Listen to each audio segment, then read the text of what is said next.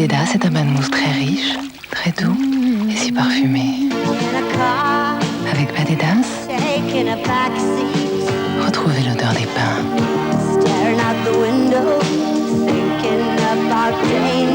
Découvrez les vertus toniques du marron d'Inde. Détendez-vous en Badedas. Rêvez en Badedas. Badedas, c'est l'extrait de marron d'Inde. Pour séduire une jolie femme, pas de problème. D'abord, j'attire son attention, elle joue l'indifférence, classique, et là, je sors mon petit cœur. Un biscuit très tendre, en forme de cœur. Elle se précipite sur moi, fascinée, normal. Elle me dévore des yeux, normal. Et là, moi, je joue l'indifférence. Et ça marche très, très bien. Petit cœur de Belin à grignoter tendrement. Un grand zip, des petits clics, col très chic. Vous vous aimerez en Claude Avray. Officier, borgancé, épaulé. Vous vous aimerez en Claude Avray. Un blouson gris dehors, chaud dedans. Vous vous aimerez en Claude Avray. Confiture Boin, oh que c'est bon, confiture Boin. Quand c'est vraiment bon, c'est vraiment Boin. Soyance, l'après-shampoing qui agit seulement là où vos cheveux en ont besoin. La photographie au scanner vous le prouve scientifiquement. Les parties claires montrent comment Soyance agit seulement là où les cheveux d'Agnès en ont besoin. Ceux d'Isabelle en ont besoin partout. Après-shampoing Soyance, il ne laisse pas les cheveux gras.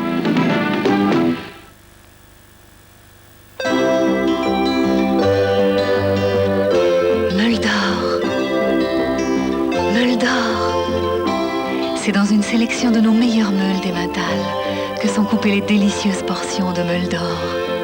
Meules d'or coupées dans nos meilleurs meules. Meules d'or. Locatel, la solution vidéo. Aujourd'hui, louez votre magnétoscope Locatel. Voici Sveltes. Sveltes, la ligne mince de Chambourcy pour la vie d'aujourd'hui. Yaourt Sveltes, c'est un peu comme si vous aviez des ailes. Sveltes, la ligne mince de Chambourcy. Je m'envole, c'est terrible. Cacahuètes grillées à sec Ben & Nuts, un goût irrésistible. Here we are at the end of the day, you and I dreaming together again in our home. Relax. Nouveau Gao de Sinna. Le nouveau Bounty a plus que jamais le goût du paradis. Avec 25% de noix de coco et de chocolat en plus, le nouveau Bounty est encore plus moelleux et savoureux. Bounty, un goût de paradis.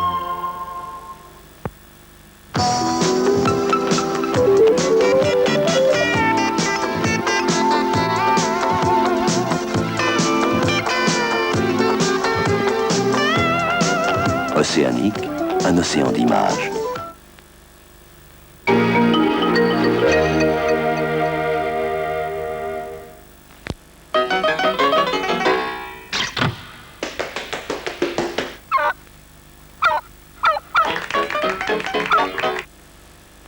Je vous invite à passer la soirée avec nous le vendredi 12 octobre à 21h30 sur FR3 dans un bistrot de Ménilmontant avec un petit cinéma comme autrefois, avec des chansons populaires et des chanteurs populaires et des chanteurs de rock, avec Daniel Guichard, avec Alice Donna, avec Mademoiselle Lily, la dernière chanteuse des rues, avec Rosalie Dubois.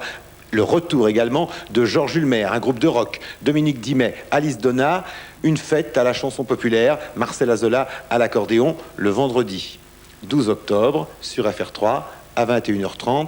Je vous espère.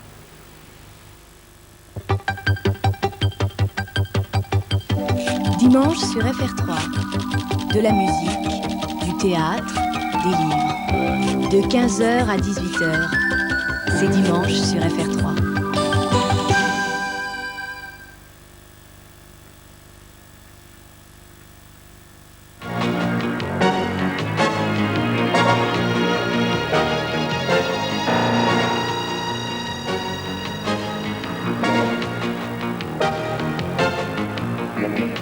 François Mitterrand en Aquitaine, il faut apaiser les passions politiques.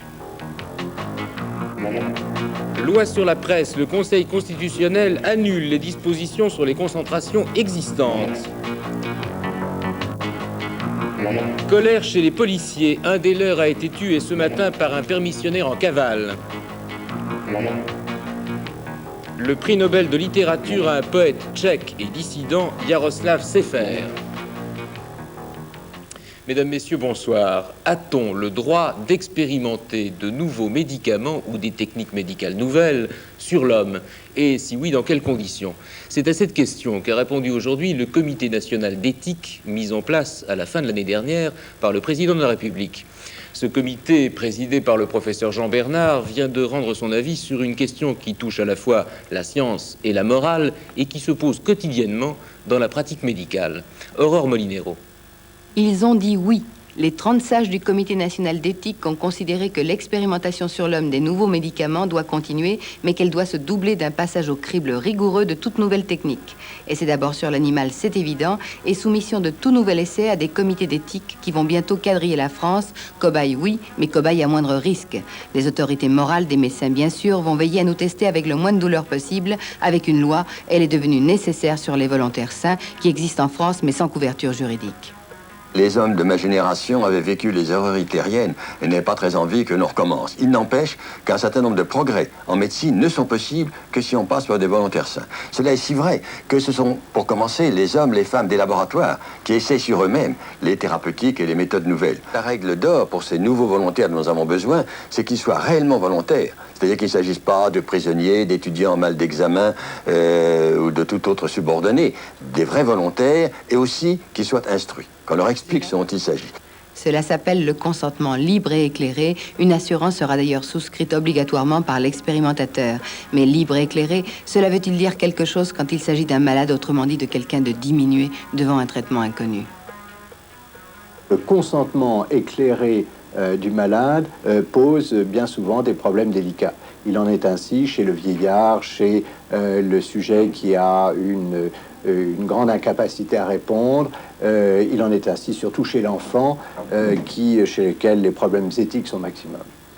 Dans ces cas-là, on ne doit pas pour autant condamner formellement les essais thérapeutiques. Au contraire, on doit les favoriser, car tout ce qui peut être mis au point et qui concourt à l'amélioration des médicaments chez l'homme doit être soutenu profondément. À condition de s'entourer de précautions morales. Cela va être chose faite. Les futurs malades que nous sommes tous vont pouvoir résoudre enfin l'insoluble problème, vouloir à toute force être guéri, ne pas vouloir être des moutons et risquer un peu de son moi pour les autres. Première journée du voyage de François Mitterrand en Aquitaine, un programme quelque peu retardé à cause du brouillard et un appel du président de la République à l'apaisement des passions politiques, néfastes, a-t-il expliqué, au redressement économique de la France. Michel Vial a suivi cette première journée du voyage présidentiel. Un accueil plutôt frais du temps qui a considérablement perturbé le déroulement du voyage et une réception particulièrement brillante des délégations CGT de quelques entreprises de la région ce matin à Périgueux ont marqué la première journée en Aquitaine du président de la République. Voilà pour l'anecdote d'un périple dont le parcours aura surtout été agricole et artisanal, avec notamment la visite d'une cave coopérative vinicole, celle d'une entreprise ultramoderne de menuiserie et la rencontre désormais traditionnelle avec les responsables agricoles régionaux. Autant d'occasions pour le chef de l'État de rappeler qu'il n'existe pas d'autre réponse au chômage que la reprise de l'activité économique, que pour transformer l'industrie, il est nécessaire de former les femmes et les hommes aux métiers de demain, ou bien encore que la France travaille à la réussite de l'élargissement de la communauté économique européenne, mais pas dans n'importe quelle condition. Mais la politique demeurait sous-jacente tout au long des haltes dans les 3 départements visités par le président, et plus spécialement dans les rencontres avec les élus de l'opposition. Ainsi à Périgueux, dès ce matin, je cite, « Le gouvernement doit gouverner avec sa majorité dans le respect de tous, ce qui ne veut pas dire soumission. » Et cet après-midi à Agen, après une intervention très critique de Jean-François Poncet, « Les Français ne paraissent pas ravis par le film qui se joue, encore moins par celui qu'on leur propose. » En fait, François Mitterrand, et ce fut la tonalité dominante de ses propos, a une nouvelle fois fait appel à l'unité et à l'effort des Français pour sortir des difficultés présentes. Ne pourrais-je pas m'adresser à la conscience, à la réflexion, à l'intelligence et au courage de mes concitoyens? Serais-je obligé de faire semblant de croire que tout viendra simplement parce que nous serions élus, choisis, sans qu'on s'occupe nous-mêmes de ce que sera ce destin? Non. C'est à la force du poignet, expression à prendre dans tous les sens, la volonté de l'intelligence, la connaissance et le savoir, le refus de tout ce qui tente à nous distraire de l'effort. Arrière les démagogues. Le voyage présidentiel se poursuit demain. Spectaculaire décision du Conseil constitutionnel à propos de la loi sur la presse qui vient d'être votée par le Parlement. L'ensemble du texte vient d'être jugé conforme à la Constitution, sauf sur un point, les concentrations actuellement existantes ne peuvent pas être remises en cause. C'est ce qu'a décidé le Conseil. Autrement dit, Michel Naudy, Robert Hersan doit respirer ce soir. Ah oui, et puis par la même occasion, on peut dire que le gouvernement vient d'essuyer un échec extrêmement sérieux. C'est en effet le cœur même de son dispositif législatif qui est touché dans cette affaire. Rappelons un peu les faits. Le projet de loi gouvernemental était destiné à remplir plus exactement, un vide juridique laissé par la non-application des ordonnances de 1944. Je vous le rappelle, ces ordonnances prévoyaient notamment qu'une personne ne pouvait pas posséder plus d'un quotidien. Or, depuis cette période, la concentration n'a fait que croître et embellir. Et pour prendre un exemple, depuis 1914, le nombre des quotidiens en France a diminué de 250 unités. Et bien entendu, c'est Robert Hersan lui-même qui a profité de ce phénomène de concentration, puisqu'il a mis à son actif une véritable collection, un tableau de chasse de journaux avec 19 quotidiens, 9 ou 10 magazines, 9 hebdomadaires. On voit, c'est tout à fait impressionnant.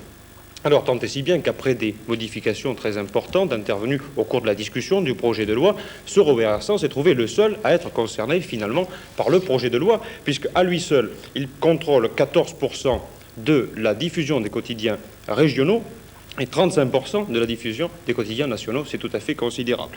Voilà donc M. Hersan épargné pour un moment et le gouvernement doublement pris au piège dans la mesure où il avait décidé récemment que la loi ne serait pas appliquée avant 86, avant législative, ce dont les juges constitutionnels manifestement n'ont pas tenu compte. Tempête politique autour de la décision de TF1 d'inviter tous les mois le Premier ministre pour expliquer sa politique. La haute autorité a décidé aujourd'hui d'accorder chaque fois un quart d'heure de droit de réponse à l'opposition et un autre quart d'heure à la majorité. Alors le RPR et l'UDF jugent que cette décision est inéquitable. Quant au Parti communiste, il parle d'une manœuvre inadmissible car elle l'oblige à choisir son camp, soit comme partenaire du Parti socialiste dans la majorité, soit comme le compagnon des partis de droite. C'est ce qu'a expliqué aujourd'hui Paul Laurent. Hausse des prix au mois de septembre, 0,5%, c'est l'estimation provisoire de l'INSEE. Le chiffre est le même qu'en août. Pour les 9 premiers mois de l'année, on en est à 5,4%. Et pour respecter l'objectif du gouvernement, ce qui est de 6,7% pour l'année, il ne faudrait pas dépasser 0,4% pour les prochains mois. La colère gronde de nouveau chez les policiers. L'un d'entre eux, un gardien de la paix de 39 ans, Joseph Léon, a été tué ce matin près de Paris au cours d'un banal contrôle d'identité. L'un des deux gangsters qui ont tiré a pu être arrêté. C'est un détenu permissionnaire en cavale. Depuis le début de l'année, 11 membres des forces de l'ordre sont morts dans l'exercice de leur métier. Gérard Pinson.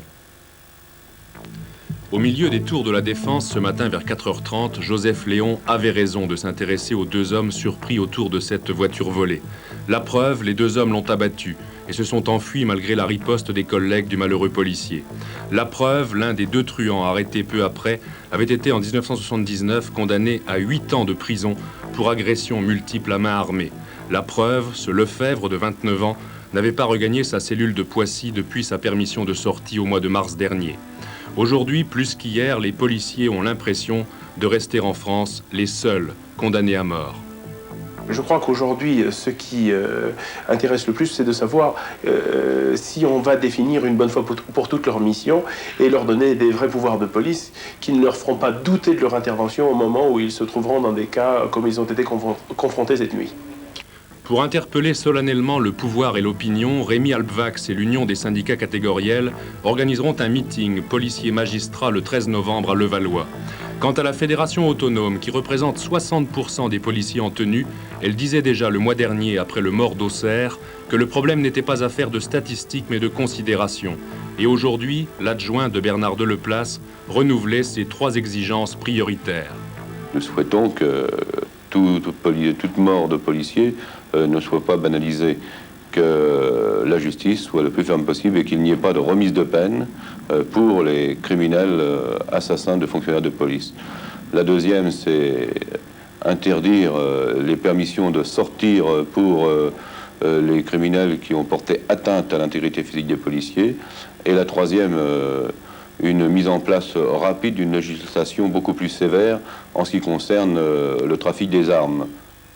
Nous avons invité ce soir Simone Gaborio, qui préside le syndicat de la magistrature. Je voudrais vous lire, madame, une autre réaction qui émane de la Fédération EFO de la police et qui demande: ceux qui se penchent sur le sort des prisonniers de droit commun auront-ils autant de compassion pour celui de la veuve et des 3 orphelins du gardien de la paix, Joseph Léon? Alors cette question vous est directement adressée. Au fond, que leur répondez-vous? Je dois tout d'abord dire que la mort de ce policier, comme toute mort, et tout particulièrement d'une personne chargée d'assurer la paix et d'être un gardien de la paix au sens propre du terme, est quelque chose de particulièrement dramatique et qui me touche personnellement. Donc il n'est pas question d'opposer le sort meilleur que l'on voudrait faire aux détenus au sort malheureux et tragique de ce policier qui vient d'être tué. Mais enfin, Simone Gaborio, ces policiers en colère, et ils posent aujourd'hui, entre autres, un problème précis, qui est celui des permissions de sortie des prisonniers. Alors, s'il s'avère exact que le meurtrier de ce policier tué ce matin est un permissionnaire en cavale, est-ce qu'ils n'ont pas raison de poser encore à nouveau ce problème ? Je vous dis bien si ça s'avère exact, car nous sommes au début de l'enquête judiciaire. Nous ne connaissons pas exactement les circonstances du décès de ce malheureux policier, donc on ne peut pas encore affirmer avec certitude qui a tiré, dans quelles circonstances. Donc on ne peut pas tout de suite dire c'est Monsieur Lefebvre qui est à l'origine de ce meurtre. Mais d'autre part, lorsqu'il demande qu'il n'y ait aucune permission de sortie, aucune remise de peine, là, pour le meurtrier d'un policier, est-ce que ça ne vous paraît pas raisonnable ? Je répondrai d'abord par quelques chiffres très très simples. Il y a eu environ 13 000 permissions de sortie en 1983. Il y a eu 180 détenus qui n'ont pas regagné la maison d'arrêt ou le centre de détention. Pour la même période, en 1976, il y a eu à peu près le même chiffre avec 500 détenus qui n'avaient pas regagné la maison d'arrêt, avec un taux donc d'échec qui diminue de plus en plus. Oui, mais combien parmi ces prisonniers qui n'ont pas regagné la prison ont commis des crimes de sang ? D'autres chiffres là aussi qui sont très parlants et heureusement parlants. Si on reprend la période de 1976 à 1980, en moyenne, il y a eu 5 détenus en cavale, si je puis dire, qui ont été compromis dans une affaire de meurtre. Depuis, il n'y a eu qu'une affaire par an, et l'année dernière, l'affaire de Roussel. Et pour en revenir à cette exigence des policiers, à savoir que les condamnations finalement soient plus dures pour les meurtriers de policiers que pour le simple citoyen, qu'est-ce que vous en pensez ? Je répondrai qu'effectivement il s'agit d'un acte particulièrement grave que le meurtre d'un policier et qu'il est justifié et légitime de demander que la justice soit sévère. C'est d'ailleurs le sens de certaines circulaires de Monsieur le garde des Sceaux. Mais je répondrai aussi qu'il n'est pas question de faire un sort différent pour les meurtres de magistrats, les meurtres d'enfants, les meurtres de vieillards ou les meurtres de policiers. On doit adapter l'exécution de la peine en fonction de la gravité des faits, c'est vrai, mais aussi en fonction de l'évolution de la personnalité du détenu. Alors, si je vous ai bien compris, les magistrats que vous représentez ce soir sur notre plateau ne se sentent en rien responsables de la mort de 11 policiers et gendarmes depuis le début de l'année. Nous le déplorons et nous le regrettons, mais nous sentir responsables, c'est autre chose. A-t-on dans le passé où les chiffres des policiers tués étaient exactement le même? A-t-on, avant 1981, rendu M. Perfit ou M. Le Canuet responsable des meurtres de policiers? On n'a jamais eu cette idée-là. C'est depuis que Robert Badinter est garde des Sceaux et que la gauche est au pouvoir que l'on a l'idée de rendre la justice responsable de la délinquance. C'est vraiment mal posé le problème. Simone Gaborio, je vous remercie. Verdict ce soir de la cour d'assises de Créteil contre Daniel Guimpier qui répondait de 4 viols dont l'un avait entraîné la mort de sa victime. Il vient d'être condamné à la réclusion criminelle à perpétuité. Plusieurs centaines d'internes des hôpitaux ont manifesté bruyamment aujourd'hui devant plusieurs ministères à Paris. Près de 2600 internes des hôpitaux des régions sanitaires sont en grève depuis près de 3 semaines pour protester contre l'application de la réforme des études médicales qui les lèse financièrement. Ces internes anciens modèles qui ont été recrutés sur concours perçoivent en effet des salaires inférieurs de 15 à 40% à ceux des internes nouvelle formule recrutés sans concours. À la suite de cette manifestation, ils ont obtenu un rendez-vous pour demain au ministère des Affaires sociales. Le prix Nobel de littérature a été décerné aujourd'hui à un auteur tchèque dont personne ou presque en France ne connaissait le nom. Il s'appelle Jaroslav Sefer, c'est un poète de 83 ans dont un seul tout petit opuscule a été publié chez nous. Pour découvrir ce personnage étrange à la fois couvert d'honneurs officiels et chef de file de la dissidence, Elisabeth Kelidjian a pu rencontrer son traducteur. Jusqu'à présent, que je sache, pratiquement aucun poète de la période contemporaine n'avait eu le prix Nobel en Tchécoslovaquie. D'autre part, Seifert est un très grand poète, donc il mérite le prix Nobel, autant que Léopold Sédar Senghor, pardon. Et d'autre part, il est un très vieux monsieur, donc je pense que là aussi, il y a une façon de... Parce qu'il est né en septembre 1901, il a donc 83 ans, il vient d'avoir 83 ans. Il a d'autre part, à la fois, il a un passé littéraire tout à fait exceptionnel, une œuvre poétique grande, qui a maintenant 60 ans. Son premier recueil a été publié quand il avait 20 ans, en 1921. C'était d'ailleurs, curieusement, un recueil en grande partie consacré à Prague. Il est né à Prague, il est pragois et très amoureux de sa ville, ça se sent dans sa poésie. D'autre part, il a un passé d'homme, un passé humain tout à fait exceptionnel, de probité, d'honnêteté et en même temps d'attachement à ses idées de toujours. Et à la fois lui-même et ses poèmes et son œuvre ne donnent pas du tout l'impression... Le mot révolte ne correspond pas à ça. C'est un homme bon, comme il en existe peu. Je crois que tout le monde le sait qu'il en existe peu. C'est un homme bon. C'est un homme qui a qui a une volonté très vive, très nette, très affirmée, très profonde d'être contre un certain nombre de choses. Fortement, mais quasiment sans révolte. Simplement, c'est un fait. La société telle qu'elle est ne lui convient pas, et il essaye de faire ce qu'il peut, dans la mesure de ses moyens et dans le domaine qui est le sien, pour mener le bon combat dans ce domaine. Quelles que soient les fluctuations de l'histoire, il essaie de s'en tenir à ça. Jacques Abouchar, notre confrère d'Antenne 2, prisonnier en Afghanistan depuis 3 semaines maintenant, comparaîtra prochainement devant un tribunal accusé d'action illégale et de provocation. Moscou vient de l'annoncer officiellement et ajoute que Jacques Abouchar a reconnu ses chefs d'accusation. Dans le même temps, Radio Kaboul a annoncé que Jacques Abouchar était apparu en public aujourd'hui au cours d'une conférence de presse tenue dans la capitale afghane. En Italie, le scandale gronde autour de Giulio Andreotti, le ministre des Affaires étrangères, accusé par la rumeur d'avoir des liens avec la mafia. La semaine dernière déjà, il avait été mis en cause au cours d'un débat parlementaire et aujourd'hui, le Parti communiste italien demande officiellement sa démission. Richard Tripot. C'est le quotidien communiste L'Unità qui ce matin a précisé la position du parti vis-à-vis de Giulio Andreotti. Cette attitude du PC italien réduit encore la marge de manœuvre du ministre des Affaires étrangères. Celui-ci avait déjà été mis en cause la semaine dernière dans un débat parlementaire.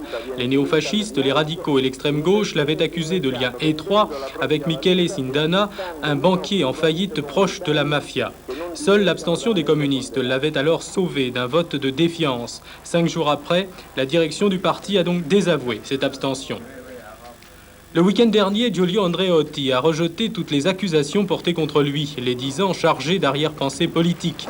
Mais déjà 50 députés de la coalition gouvernementale avaient demandé eux aussi sa démission.